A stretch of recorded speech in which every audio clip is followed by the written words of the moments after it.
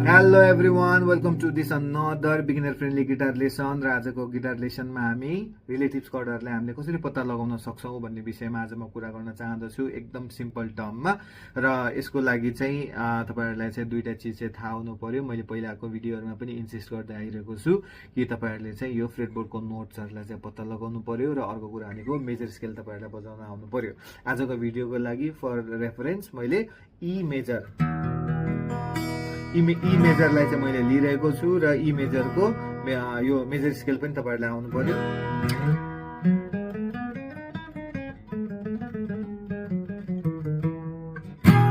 E major scale आउनु पर्यो र ई मेजर आइसके पछाडि फर्मुला चाहिँ के छ भन्दाखेरि 1 4 5 चाहिँ जहिले पनि मेजर हुन्छ, 2 3 र 6 चाहिँ माइनर हुन्छ, त्यहीमाथि पनि 6 चाहिँ मेन माइनर हुन्छ र 7 चाहिँ अब कतिजना साथीहरूले चाहिँ अब होल डिमिनिस बजाउनुहुन्छ, कतिजनाले चाहिँ हाफ बजाउनुहुन्छ। हाफ डिमिनिस बजाउनुहुन्छ भनेदेखि त्यसलाई माइनर 7 फ्ल्याट 5 पनि भनेर नि भन्छ हैन। त्यो भनेको के हो अहिले एकछिनमा हामी हेरौँला। त्यसलाई चाहिँ लिन्छ 7th पोजिसनलाई र 1 4 र 5 चाहिँ मेजर हुन्छ। यो भन्न खोजेको कुरा के हो, मेजर स्केलमा यो भयो 1 2 3 4 5 6 7 यहाँसम्म भयो हैन। यो 1 2 3 4 5 6 7 यो भयो जुन चाहिँ छ E F sharp, G sharp, A B C sharp अनि त्यसपछि डी शार्प छ। अब यसमा चाहिँ 1 2 3 4 5 1 4 र 5 जुन चाहिँ छ त्यो नोटहरु चाहिँ मेजर हुन्छ।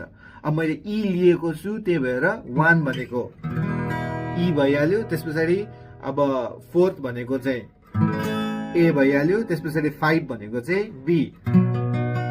यसरी चाहिँ हुन्छ है त। अब यसलाई यो सरर हेर्ने हो भनेदेखि चाहिँ 1 भनेको ई, त्यसपछि 2 एफ शार्प माइनर, त्यसपछि 3 भनेको जी शार्प माइनर किनकि 2 र 3 भनेको माइनर हुन्छ, त्यसपछि यो 4 भनेको मेजर, 5 भनेको नि मेजर, त्यसपछि यो 6 भनेको चाहिँ माइनर, मेन माइनर है त। यो ई मेजरको मेन माइनर भनेको यो 6th वालामा भयो, सी शार्प माइनर भयो। अनि त्यस पछाडि 7th मा चाहिँ आज हामी माइनर 7 फ्ल्याट 5 अनि त्यस पछाडि फेरि फर्केर ई मा नै यसरी चाहिँ हुन्छ है त। र तपाईहरुले अरु स्केलसँग ट्राई गर्नु भए पनि हुन्छ। स्केल बजाउनुस् 1 2 3 4 5 6 भनेर चाहिँ एलोकेट गर्नुस् र त्यो 1 मा के नोट परेछ, 2 मा के नोट परेछ, 3 मा के नोट परेछ हेर्नुहोस् र